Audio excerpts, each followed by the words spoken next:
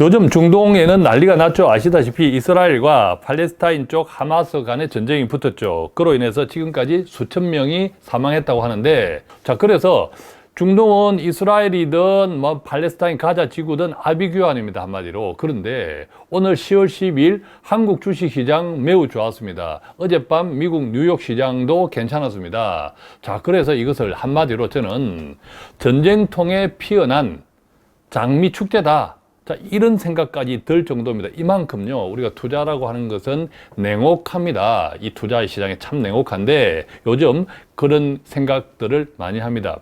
자, 그런데요, 이토록 한쪽은 엉망인데 전쟁, 보통 이제 지정학적 리스크 이런 것들이 터지면 주식시장, 투자시장이 나빠야 되지 않습니까? 그런데 장미 축제처럼 좋아요. 이것들을 어떻게 해석할 것인지, 앞으로는 그럼 최근까지 좋지 않았는데 하필이면 전쟁이 터져서 좋다, 이게 참 웃음이 나올 정도로 아이러니, 어처구니가 없잖아요. 그렇다면 이것을 우리가 어떻게 해석해야 되고 앞으로는 어떻게 될 것인지 잘 생각해 봐야겠죠. 자, 그 이야기를 오늘 좀 해드리겠습니다. 특히 채권 요즘 많이 떨어졌잖아요. 미국 국채가 많이 오르고 해서 채권 가격, 채권에 투자하신 분들이 최근 한 일주일 사이에 상당한 손해를 보고 있을 건데, 관련해서 오늘 참고가 되면 좋겠습니다. 우선 지금 보시면 한국 10월 10일 오늘자 한국의 주식시장입니다. 자, 보시면 코스피도 0.91, 1% 가까이 올랐고, 코스닥은 더 많이 올랐어요. 2% 올랐고, 또 뭐 코스피 200 지수 마찬가지 선물조차도 선물 0.72% 올랐습니다. 많이 오른 겁니다. 어젯밤 미국 뉴욕 시장도 마찬가지입니다. 다우 지수가 0.19 올랐고, 나스닥은 0.71 올랐고, S&P 500 지수는 0.43이 올랐습니다.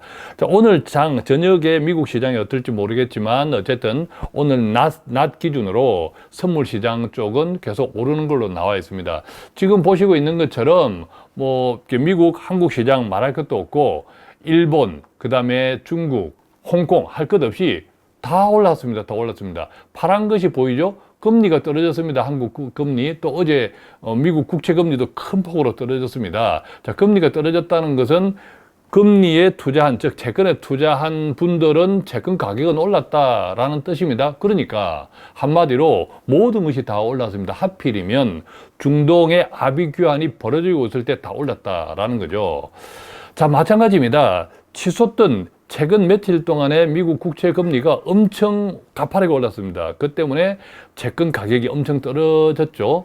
심지어 그렇게 오르던 미국 국채가 갑자기 하루 이틀 사이에 뚝뚝 떨어졌습니다.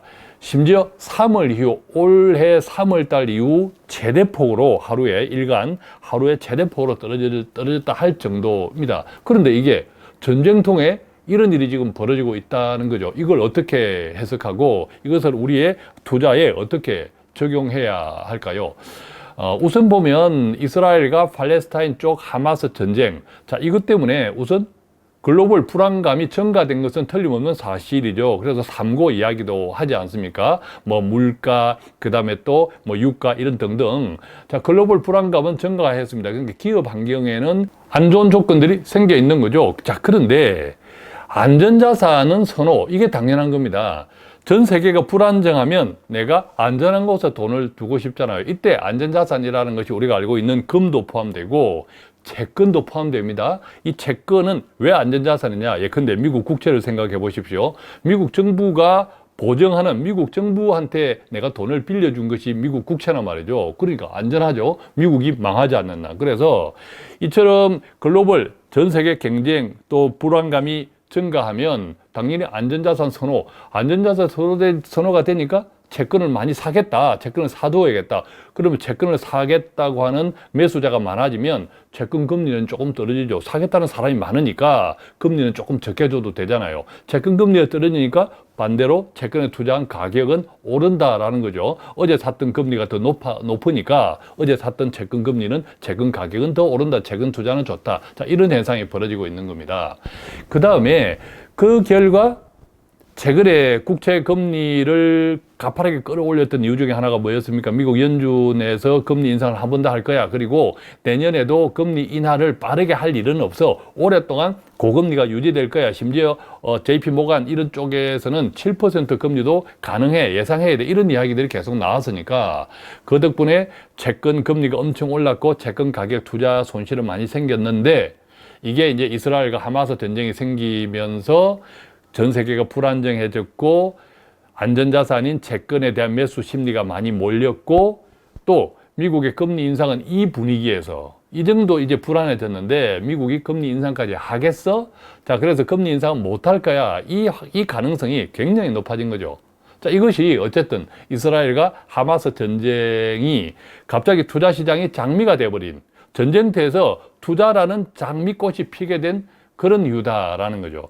또 그전에 연준이 달라졌다 이런 표현들도 합니다. 어떤 표현들도 하냐면 국채금리가 너무 가파르게 올랐으니까, 국채금리가 너무 가파르게 오르니까 이게 기업들의 큰 부담이죠. 그러면 경기 침체가 우리가 연착륙이 아니라 경착륙, 엄청 덜덜덜덜 거리는 이 나쁜 현상, 자, 이런 것들에 대한 걱정이 확 커졌죠.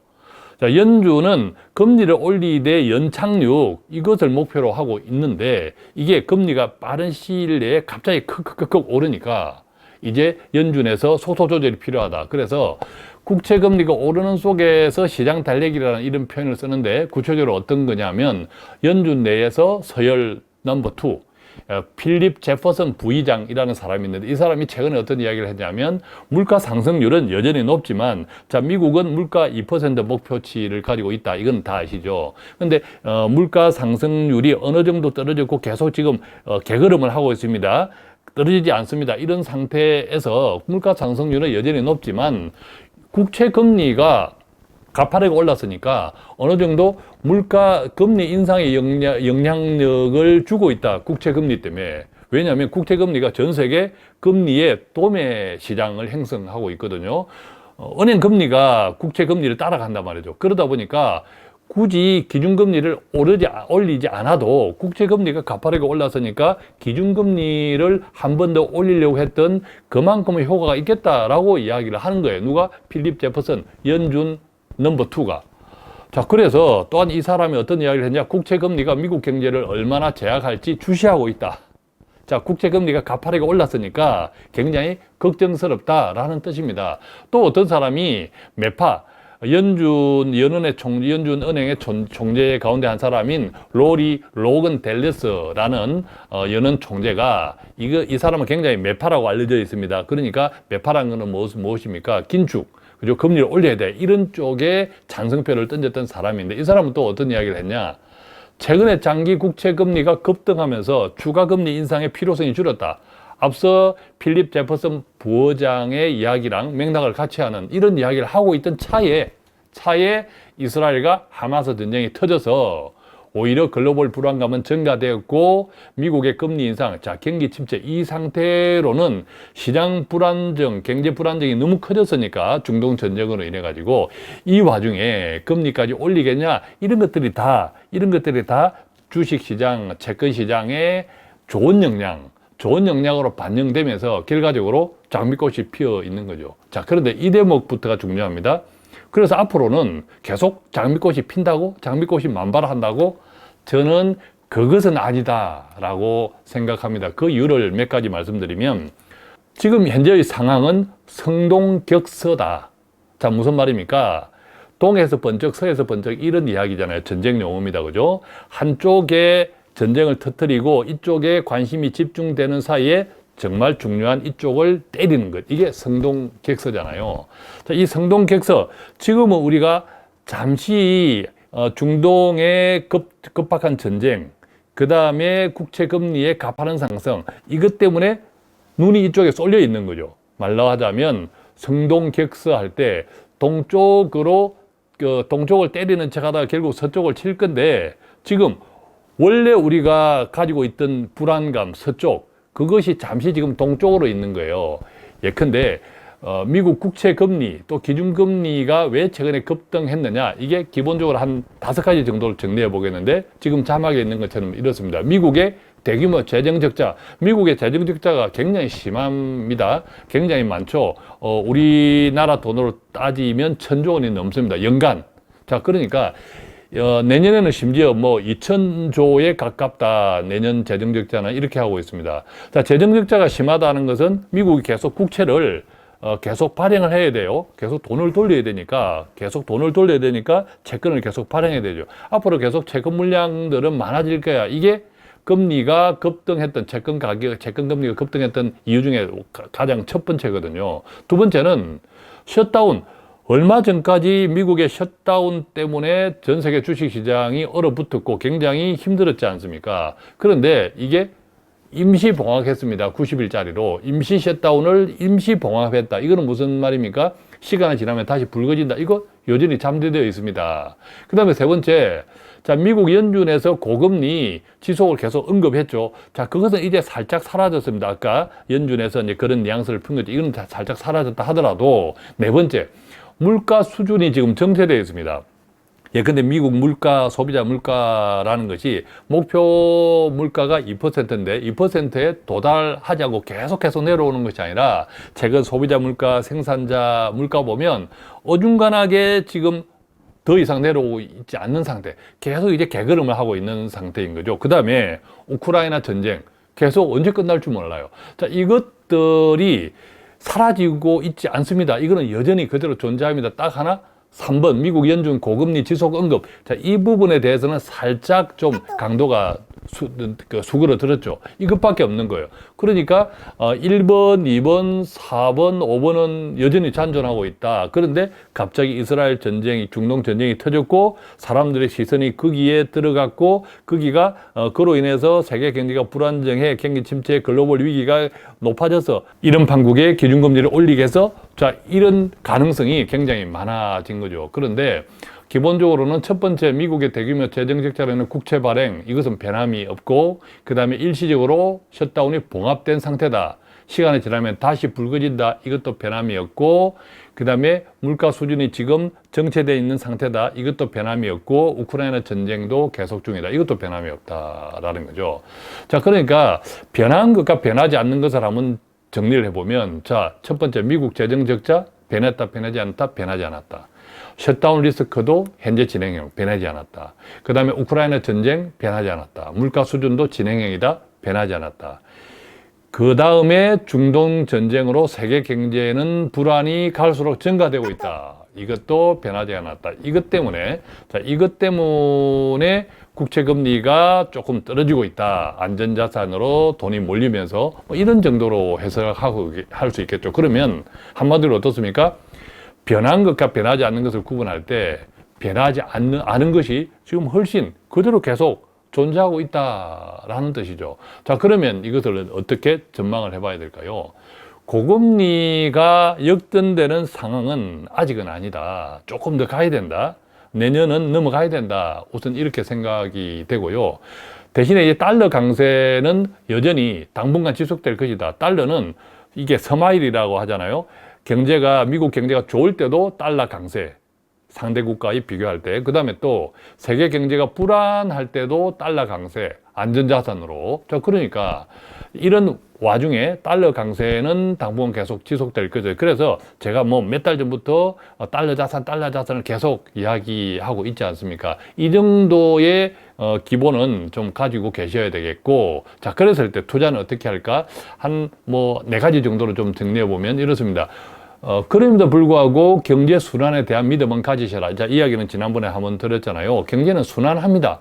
순환하는데 어떤 침체, 그 다음에 상승, 그 다음에 고점, 다시 하강, 이런 게 계속 사국면으로 진행하는데 국면들의 길이와 시간 길이, 그것은 정확하게 모르죠. 딱 뭐 기계적으로 되어 있는 건 아니니까. 또 지금 국면은 침체 국면이잖아요. 이것이 상승, 투자 시장을 기준으로 할 때 상승 국면, 자, 언제 정확하게 진행될지는 알 수는 없다. 그 차이만 있을 뿐이지 경제 순환은 여전히 항상 이루어진다.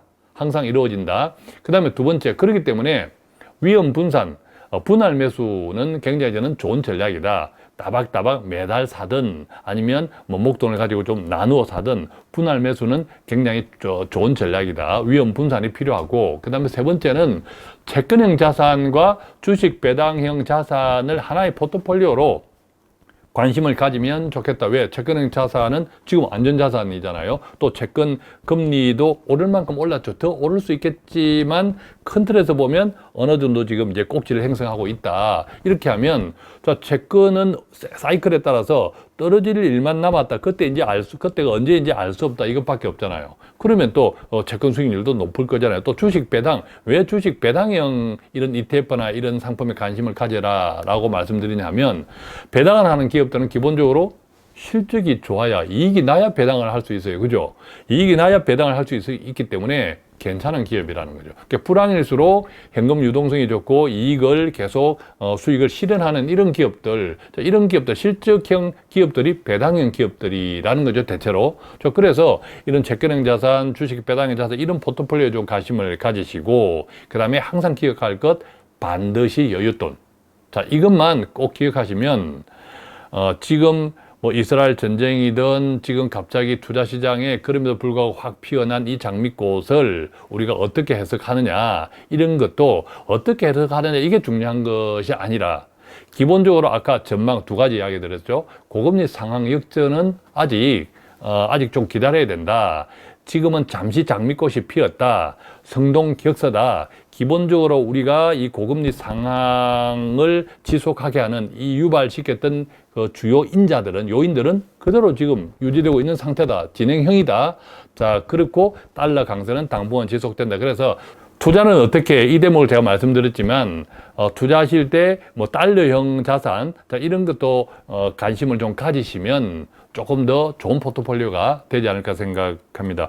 자, 오늘은 분명히 세계 경제 지정학적 리스크는 커졌는데 왜 투자 시장은 확 좋아졌을까? 이것이 앞으로 계속 되어질까? 자, 이런 여러 가지 궁금증들에 대해서 제 나름대로 제 견해를 조금 말씀드렸습니다. 늘 말씀드리지만 제 개인적인 생각입니다. 투자에 참고하시고 어떻게 적용하고 하실지는 뭐 여러분들의 선택이다. 자, 그 점 항상 유념하시고, 오늘 말씀드린 것이 여러분들에게 조금이라도 요즘 같은 혼란한 시기에 조금이라도 도움이 되었기를 바랍니다. 고맙습니다.